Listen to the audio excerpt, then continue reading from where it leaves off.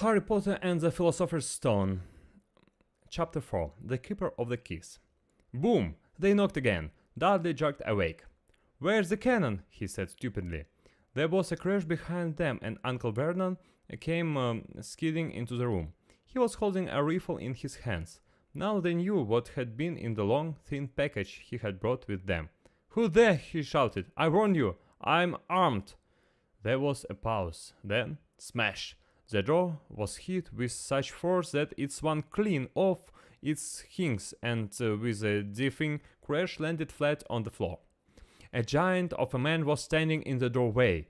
His face was almost completely hidden by a long shaggy mane of hair and a wild tangled beard, but you could make out his eyes, glinting like black beetles under all the hair. The giant squeezed his way into the hut, stooping so that his head just brushed the ceiling.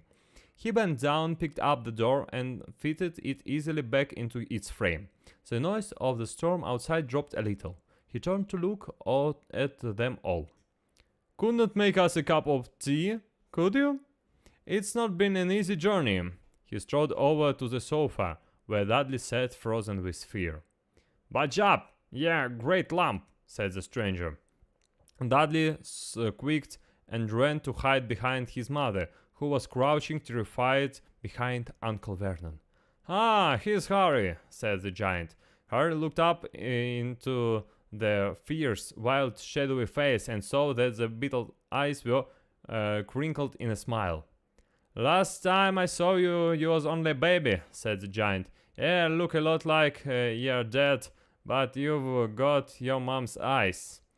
Uncle Vernon made a funny, rasping noise. "I demand that you leave at once, sir," he said. "You are breaking and entering."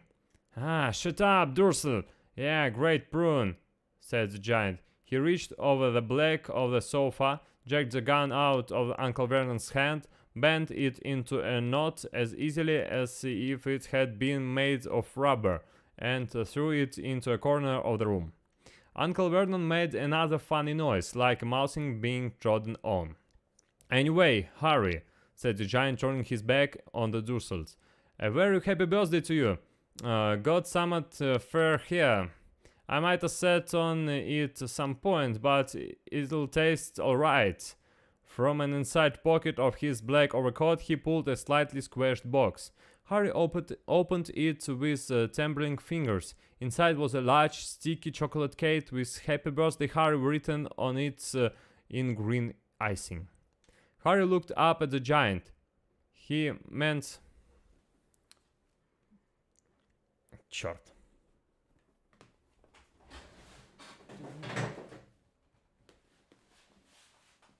Just a moment.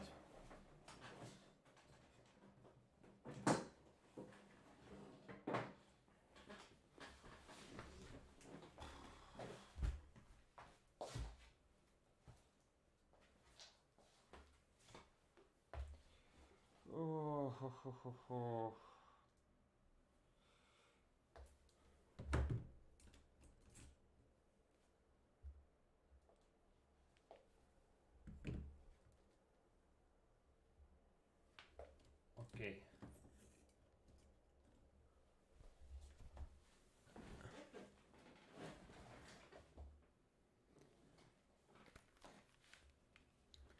Oh no. Oh no. No. It was a mistake from my side. Okay. Phone should be rebooted and then we'll continue with the video. Now we can continue without it. Harry looked up at the giant. He meant to say thank you, but the words got lost on the way to his mouth, and what he said instead was, "Who are you?" The giant chuckled. "True, I haven't introduced myself. Rubeus Hagrid, keeper of keys and ground at Hogwarts." He held out an enormous hand and shook Harry's whole arm.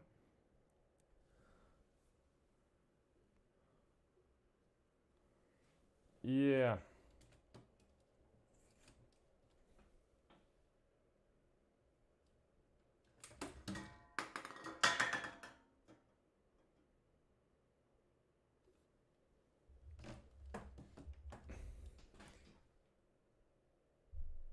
Yeah, hooray.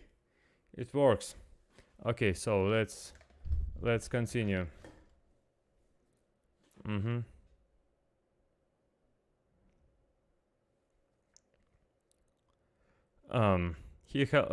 What's about then tea then, huh? He said, rubbing his hands together. I'd not say not somewhat stronger if you've got it mind. His eyes fell on the empty grate with shriveled cheap bags in it, and he snorted. He bent down over the fireplace. They couldn't see what he was doing, but when he drew back a second later, there was a roaring fire there. It filled the whole damp hut with flickering light, and Harry felt the warmth wash over him and as thought he'd sunk into a hot bath. The giant sat back down on the sofa, which sagged under his weight, and began talking all sorts of things out of the pockets of his coat. A copper kettle, a squashy package of sausages, a poker, a teapot, several chipped mugs, and a bottle of some amber liquid that he took a swig from before stirring to make tea. Soon the hut was full of the sound and smell of sizzling sausage. Nobody said a thing while the giant was rocking, but as he slid the first 6 fat, juicy, slightly burnt sausages from the poker, Dudley fidgeted a little. The giant chuckled darkly. Yeah, great pudding of son, don't need to fatten him anymore, Dursel, don't worry. He passed the sausages to Harry, who was so hungry he had never tasted anything so wonderful, but he still couldn't take his eyes off the giant. Finally, as nobody seemed about to explain anything, he said, I'm sorry, but I still don't really know who are you. The giant took a gulp of tea and whipped his mouth with the back of his hand. Call me Hagrid, he said. Everyone does, and like I told you, I'm keeper of keys at Hogwarts. Yeah, know all about Hogwarts, of course. No, said Harry. Harry looked shocked. Sorry, Harry said quickly. Sorry? Barked Hagrid, turning to stare at the Dursleys, who shrank back into the shadows. It's them as should be sorry. I knew ye won't let us, but I never thought you would not even know about Hogwarts.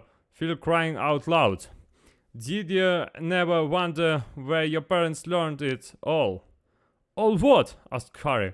All what? Hagrid thundered. Now wait just 1 second. He had leaped to his feet. In his anger he seemed to feel the whole hut. The Dursleys were covering against the wall. Do you mean tell me, he growled at the Dursleys, that this boy knows nothing about anything? Harry thought this was going a bit far. He had been at school after all, and his marks weren't bad. I know some things, he said. I can, do maths and stuff. But Hagrid simply waved his hand and said, about our world, I mean. Your world, my world, your parents' world. What world? Hagrid looked as if he was about to explode. Dursel! He boomed. Uncle Vernon, who had gone very pale, whispered something that sounded like Mimble Wimble. Hagrid stared wildly at Harry. But you must know about your mom and dad, he said. I mean, they're famous. You're famous. What? My mom and dad were not famous, were they? Yeah, don't know. Hagrid ran his fingers through his hair, fixing Harry with a bewildered stare.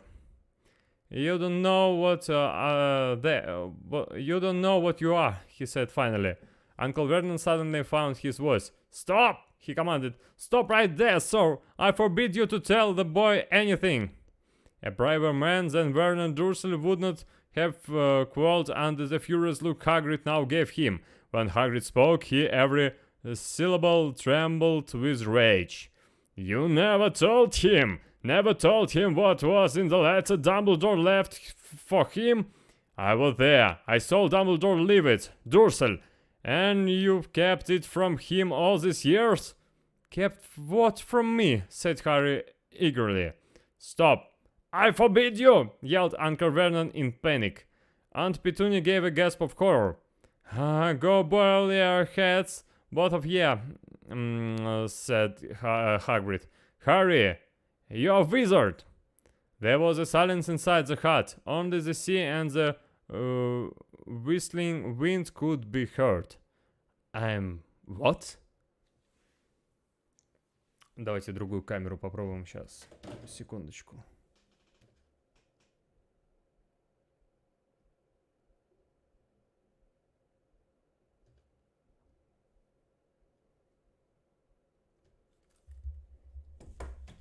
Мне кажется, она более светлая и с лучшим FPS будет. Да, так и есть.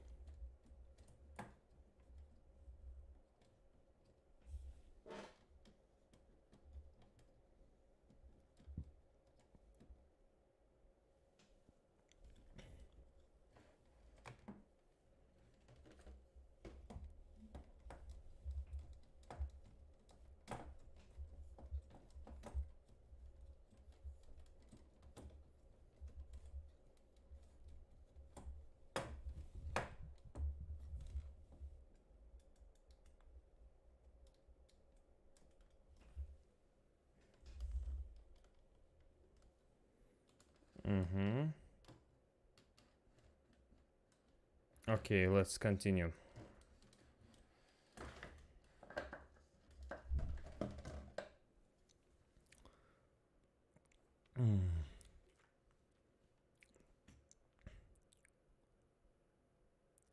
There was silence inside the hut. Only the sea and the whistling wind could be heard. I'm what? Gasped Harry. A wizard, of course, said Harry, sitting back down on the sofa, which groaned and sank even lower. And thumping good in, I'd said, once you've been trained up a bit. With a mom and dad like yours, what else would you could be? And I reckon it's about time you read your letter. Harry stretched out his hand at last to take the yellowish envelope, addressed in emerald green to Mr. Harry Potter, the floor, hut on the rock, the sea. He pulled out the letter and read. Hogwarts School of Witchcraft and Wizardry. Headmaster Albus Dumbledore. Order of Merlin, First Class. Grand Sorg, Chief Warlock, Supreme Magwamp, International Confederate of Wizards. Dear Mr. Potter, we are pleased to inform you that you have been accepted at Hogwarts School of Witchcraft and Wizardry. Please find enclosed a list of all necessary books and equipment. Term begins in September 1st. We await your all by no later than 31st of July. Yours sincerely, Minerva McGonagall, Deputy Headmistress. Questions exposed inside Harry's head like fireworks, and he could not decide which to ask first. After a few minutes he stammered. What does it mean? They await my owl? Galloping Gorgons, that reminds me, said Hagrid, clapping a hand to his forehead with enough force to knock over a cart horse, and from yet another pocket inside his overcoat he pulled an owl. A real, live, rather ruffled-looking owl, a long quill and a roll of parchment. With his tongue between his teeth he scribed a note that Harry could read upside down. Dear Professor Dumbledore, giving Harry his letter, taking him to buy his things tomorrow. Weather is horrible. Hope you're well. Hagrid. Hagrid rolled up the note, gave it to the owl, which clamped it in its beak, went to the door, and threw the owl out into the storm. Then he came back and sat down, as though this was as normal as talking on a telephone. Harry realized his mouth was open and closed it quickly. Where was I? Said Hagrid, but at that moment Uncle Vernon, still ashen-faced but looking very angry, moved into the firelight. He is not going, he said. Hagrid grunted. I'd like to see a great muggle like you stop him, he said. A what? Said Harry, interested. A muggle, said Hagrid. It's what we call non-magic folk like them. And it's your bad luck you grow up in a family of biggest muggles I've ever laid eyes on. We swore when we took him in we'd put a stop to that rubbish, said Uncle Vernon. Swore we'd stamp it out of him. Wizard indeed. You knew, said Harry. You knew that I'm a wizard? Knew? Shrieked Aunt Petunia suddenly. Knew? Of course we knew. How could you not be? My dreaded sister being what she was. Oh, she got a letter just like that and disappeared off to that school and came back every vacation with her pockets full of frog spawn, turning teacups into rats. I was the only one who saw her for what she was, a freak. But for my mother and father, oh no, it was Lily this and Lily that. They were proud of having a witch in the family. She stopped to draw a deep breath and then went ranting on. It seemed she had been wanting to say all this for years. Then she met the Potter at school and they left and got married and had you. And of course, I know you'd be just the same, just as strange, just as abnormal. And then, if you please, she went and got herself blown up and we got landed with you. Harry had gone very white. As soon as he found his voice, he said, Blown up? You told me they died in a car crash. Car crash? Roared Hagrid, jumping up so angrily that the Dursleys scuttled back to the corner. How could a car crash kill Lily and James Potter? It's an outrage. A scandal! Harry Potter not knowing his own story when every kid in our world knows his name. But why? What happened? Harry asked urgently. The anger faded from Hagrid's face. He looked suddenly anxious. I never accepted this, he said in a low, worried voice. I had no idea when Dumbledore told me that might be a trouble getting hold of, how much you didn't know. Harry, I don't know if I'm right person to tell you that, but someone gotta. You can't go off to Hogwarts not knowing. He threw a dirty look at Dursleys. Well, it's the best, know as much as I can tell you. Mind, I can't tell you everything. It's a great mystery. Parts of it. He sat down, stared into the fire for a few seconds, and then said, It begins, I suppose... Блин, я понял, что лагает из-за 4К разрешения. Ща. Поменяю на Full HD, все будет нормально. Наверное. Ничего не изменилось. Ладно.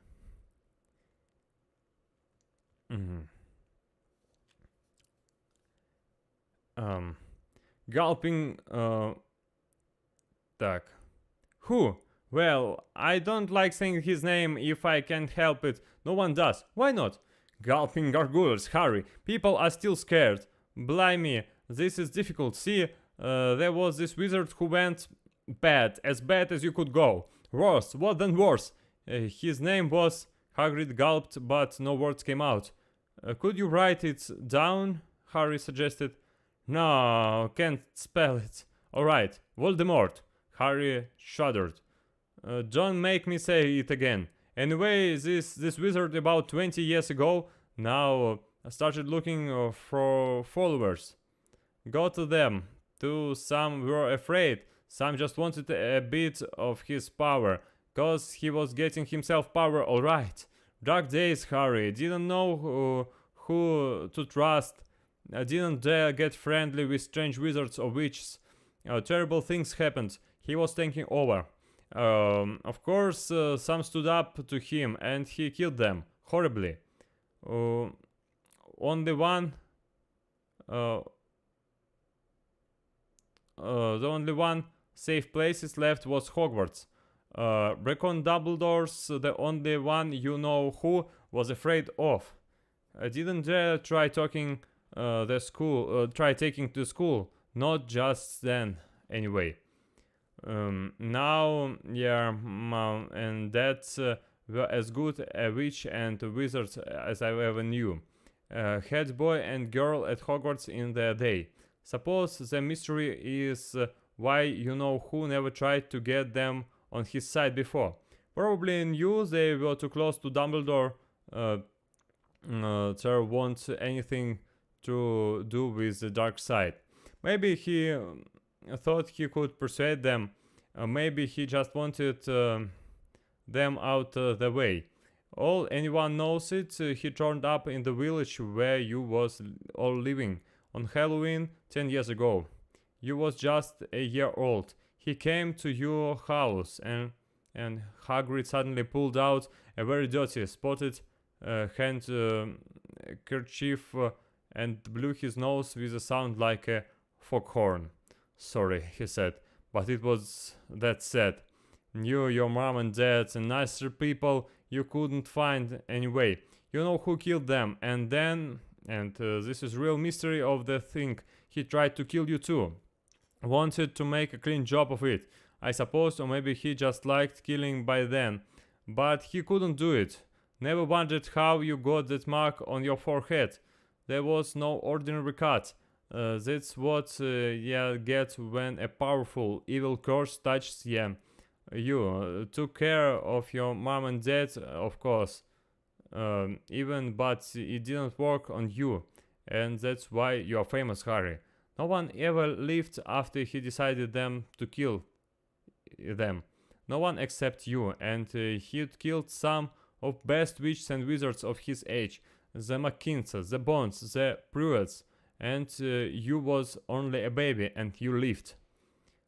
Something very painful was going on in Hagrid's mind, and as Hagrid's story came to a close, he saw again the blinding flash of green light, more clearly than he had ever remembered it before, and he remembered something else for the first time in his life, a high, cold, cruel laugh.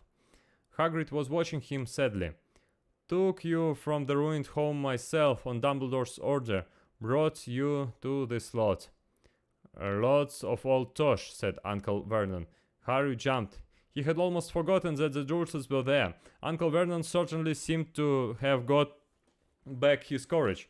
He was glaring at Hagrid and his fists were clenched.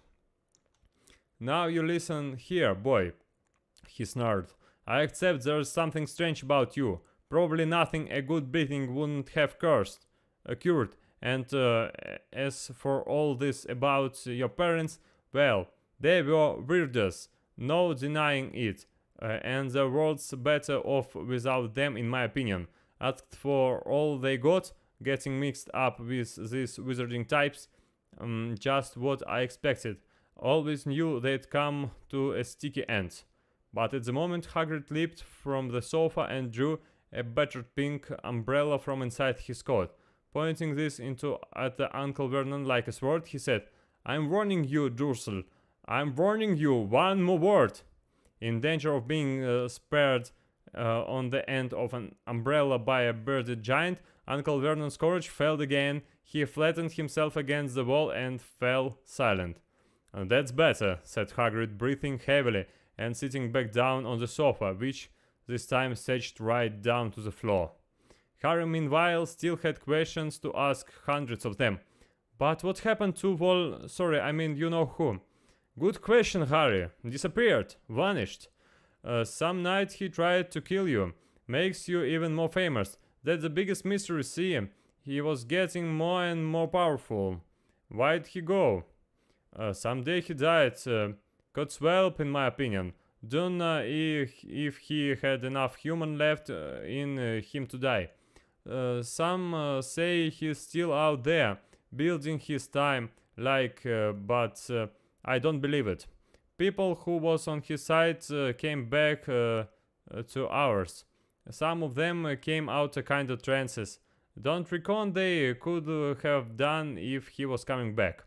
Most of us reckon he's still out there somewhere, but lost his powers. Too weak to carry on.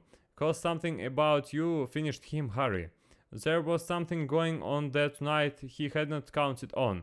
I don't know what it was. No one does. But something about you stumped him, alright. Hagrid looked at Harry with warmth and respect blazing in his eyes, but Harry, instead of feeling pleased and proud, felt quite sure there had been a horrible mistake. A wizard? Him? How could he possibly be? He'd spent his life being clouted by Drusel and bullied by Aunt Petunia and Uncle Vernon. If he was really a wizard, why hadn't they been turned into vertitoads every time they'd tried to lock him in his cupboard? If he'd once defeated the greatest sorcerer in the world, how come Dudley had always been able to kick him around like a football? Hagrid, he said quietly, I think you must have made a mistake. I don't think I can be a wizard. To his surprise, Hagrid chuckled. Not a wizard? Never made things happen when you were scared or angry. Harry looked into the fire. Now he came to think about it. Every odd thing that had ever made his Aunt Petunia and Uncle furious with him had happened when he, Harry, had been upset or angry. Chased by Dudley's gang, and he had somehow found himself out of their reach. Dreading going to school with that ridiculous haircut, he'd managed to make it grow back. And the very last time Dudley had hit him, hadn't he got his revenge without even realizing he was doing it? Hadn't he set a boa constrictor on him? Harry looked back at Hagrid smiling and saw that Hagrid was positively beaming at him. See? Said Hagrid. Harry Potter, not a wizard. You wait, you'll be right famous at Hogwarts. But Uncle Vernon wasn't going to give in without a fight. Haven't I told he's not going, he hissed. He's going to Stonewall High and he'll be grateful for it. I've read those letters and he needs all sorts of rubbish. Spell book and once, and if he wants to go, a great muggle like you won't stop him, growled Hagrid. Stop Lily and James Potter's son going to Hogwarts? You're mad. His name been down ever since he was born. He's off to the finest school of witchcraft and wizardry in the world. 7 years there, and he won't know himself. He'll be with youngsters of his own sort, fair in change, and he'll be under the greatest headmaster Hogwarts even had, Albus Dumbledore. I'm not playing for some crackpot old fool to teach him magic tricks, yelled Uncle Vernon. But he had finally gone too far. Hagrid seized his umbrella and whirled it over his head. Never, he thundered, insult Albus Dumbledore in front of me. He brought the umbrella swishing down through the air to point at Dudley. There was a flash of violet light, a sound like a firecracker, a sharp squeal, and the next second Dudley was dancing on the spot with his hands clasped over his fat bottom, howling in pain. When he turned his back on them, Harry saw a curly pig's tail poking through a hole in his trousers. Uncle Vernon roared, pulling Aunt Petunia and Dudley into the other room. He cast one last terrified look at Hagrid and slammed the door behind them. Hagrid looked down at his umbrella and stroked his bird. Should not lost me temper, he said ruefully, but it didn't work anyway. Minter turned him into pig, but I suppose he was so much like a pig anyway, there wasn't much left to go. He cast a sideways look at Harry under his bushy eyebrows. Be grateful if you didn't mention that to anyone at Hogwarts, he said. I'm not supposed to do magic, strictly speaking. I was allowed to do a bit to follow you and get your letters to yes and stuff. One reasons I was so keen to take on the job. Why aren't you supposed to do magic? Asked Harry. Oh, well, I was at Hogwarts myself, but I got expelled. The truth in my third year. They snapped me once in a half and everything, but Dumbledore let me stay on a gamekeeper. Great man, Dumbledore. Why were you expelled? It's getting late and we've got lots to do tomorrow, said Harry loudly. Gotta get up to town, get all your books and that. He took off his thick black coat and threw it to Harry. You can keep under that, he said. Don't mind if it wriggles a bit. I think I still got a couple of dormice in one of the pockets. Ох, что-то... Чтобы вы не думали, что я так странно читаю, здесь просто суть в том, что текст Хагрида выглядит вот так вот.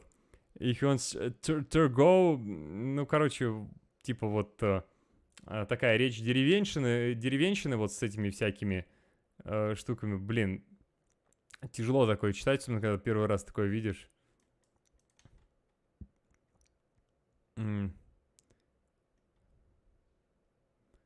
Вот, так что в любом случае это важная практика. Вот, например, you know who killed them, and then, and this is the real mystery of the... ну и так далее. Прикольно, конечно, но странно. Ну все, на сегодня заканчиваю.